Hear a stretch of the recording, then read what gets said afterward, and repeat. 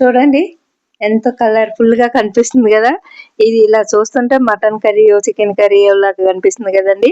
చాలా టేస్టీగా మంచి గ్రేవీతో, ఇంకా వాటర్ కూడా ఎక్కువ కాలేదండి. మనం పోసుకున్న వాటర్ అయితే సరిపోయింది. మంచిగా ఇలాగా చూడండి, మరి పలుచగా కాదు మరి చిక్కగా కాకుండా ఇలా మంచి కలర్ తో మంచి గ్రేవీ తోటి అయితే ఇలా అయితే వచ్చేసిందండి. ఇలా అంతా కలుపుకుని మరి మరొకసారి టేస్ట్ చూడండి. సాల్ట్ సరిపోకపోతే వేసుకోండి. సాల్ట్ కారం అనేది మీరు తినేదాన్ని బట్టి వేసుకోండి.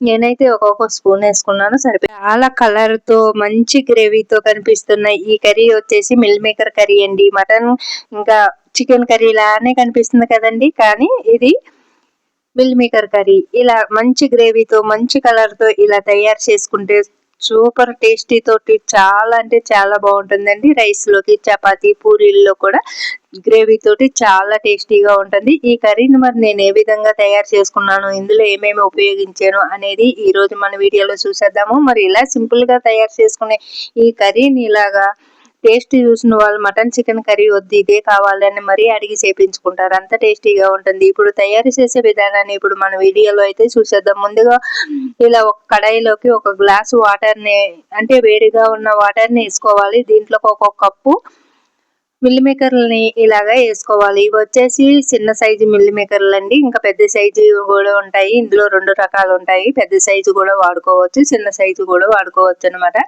ఇప్పుడు నేను ఉపయోగించుకుంటున్నవి చిన్న సైజు.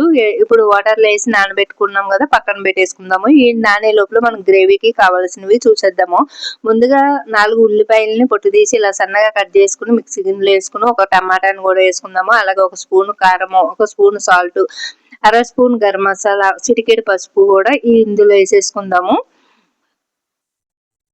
ఈ మిక్సీ గిన్నెలో వేసేసి ఇలా మూత పెట్టి పేస్ట్ పట్టుకుందాం. చూడండి, ఇలా పేస్ట్ పెట్టుకుందాము. ఇప్పుడు 2 పచ్చిమిర్చి, 2 రొమ్మల కరివేపాకు, పోపు దినుసులుగా ఆవాలు, జీలకర్ర, అలాగే ఒక స్పూన్ అల్లం పేస్టు, ఇవన్నీ ఇలా రెడీ చేసుకోవాలి. ఇప్పుడు మనము నానబెట్టుకున్న మిల్ మేకర్లని శుభ్రంగా మళ్ళీ ఆ వాటర్ అంతా తీసేసి ఫ్రెష్ వాటర్ అంటే కూల్ వాటర్ వేసుకుని 2 సార్లు శుభ్రంగా పిండి కడుక్కోవాలి. ఇలా కడగడం వల్ల మనకి మిల్ మేకర్ లో ఉన్న స్మెల్ అనేది పోయి మంచిగా ఇలా ఫ్రెష్ గా అయిపోతాయి. వాటర్ అంతా పిండేసి తీసుకుని మనము ఇదే కడాయిలోకి మరి కాస్త అంటే ఒక 4-5 టేబుల్ స్పూన్లు నూనె వేసి ఇలాగా స్టవ్ పై పెట్టుకుని దూరగా వేపించుకుందాము. ఇవి ఎంత నూనె వేసినా కూడా మనకి కనిపించదండి, పీట్ చేసుకుంటాయి. ఇంకా దూరగా వేపించుకుని పక్కన పెట్టేసుకుని ఇప్పుడు కర్రీకి కావాల్సినవి ఇప్పుడు మనము చూసేద్దాము తయారు చేసే విధానాన్ని.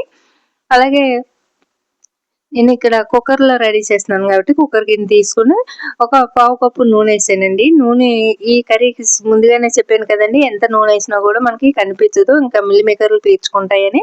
ఇలా పావు కప్పు నూనె వేసిన తర్వాత పచ్చిమిర్చిని, అలాగే పోపు దినుసుల్ని, కరివేపాకుని కూడా వేసి దోరగా వేయించుకోవాలి. ఇవి దోరగా వేగిన తర్వాత మనకి అల్లం పేస్ట్ ని కూడా వేసి ఇలా దోరగా వేయించుకుందాము. ఇలా అల్లం పేస్ట్ ని కాస్త మంచిగా వేయించుకోవాలి. ఎందుకంటే మనము ఇది పచ్చిగా ఉన్నప్పుడు మనము ఉల్లి పేస్ట్ వేసాము అంటే మరి ఆగదు, కాబట్టి ముందుగానే మనము మంచి దోరగా వేయించుకోవాలి అల్లం పేస్ట్ ని. ఇప్పుడు దోరగా వేగిన అల్లం పేస్ట్ లోకి ఇలాగ ఇప్పుడు మనం టమాటా, ఇంకా ఉల్లిపాయలు ముళ్ళు, ఇంకా కారం అన్ని వేసి పేస్ట్ పట్టుకున్నాము కదా, ఈ పేస్ట్ ను కూడా వేసేసి ఇలా కలుపుకోవాలి. చూడండి, ఇక్కడ చూపిస్తున్న విధంగా అడుగు పట్టకంటే ఇలాగ గరిటె సహాయంతో కలుపుకోవాలి. ఇది వేగిందన్న సూచనగా మనకి ఉల్లి ఏగిందనే సూచనగా మంచి సువాసనతో బాగా ఇలా వస్తుంది. నూనె అనేది పైకి తేలుతుంది అనమాట, ఇక్కడ చూపిస్తున్న విధంగానే. చూడండి, ఇలా అయితే వేయించుకోవాలి. ఇప్పుడే కదా వేసాను అని మీరు అనుకోవద్దు. అంటే ఇంకా మనకి వీడియో అయితే స్పీడ్ పెడతాం కదా, మీకైతే ఇలా కనిపిస్తుంది. కానీ ఇలా చూడండి, నూనె అనేది ఇలా పైకి తేలుతుంది కదా. ఇప్పుడు మనకి ఇలాగా ఎంత బాగా వేయించుకుంటే మనకి కర్రీకి టేస్ట్ అనేది అంత బాగా వస్తుంది. ఇలాగా చూడండి, నూనె పైకి తేలుతున్నప్పుడు వేగిందనే సూచన అనమాట. ఇప్పుడు దీంట్లోకి మనం వేపించి పక్కన పెట్టుకున్న మిల్లి మేకర్లని వేసుకోవాలి. మనం మిల్లి మేకర్లు ఇలా వేపించుకోవడం వల్ల కర్రీకి టేస్ట్ బాగుంటుంది. అలాగే చికెన్, మటన్ కర్రీ లాగా ఆ టేస్ట్ అనేది వస్తుంది అనమాట. ఇంకా కొంతమంది వేపించకుండా కూడా మనము అలా కూడా వండుకోవచ్చు. ఇంకా ఇలా మసాలాలతో పాటు వేపించుకోవచ్చు. నేనైతే ఇప్పుడు ఇలా ఫస్ట్ వేపించుకున్నాను కదండి, వేపించుకున్నవి ఇవి ఇప్పుడు ఈ మసాలాలతో పాటు అంటే ఆనియన్స్ పేస్ట్ తో పాటు ఇలాగ వేపించుకోవాలి మెల్లిని.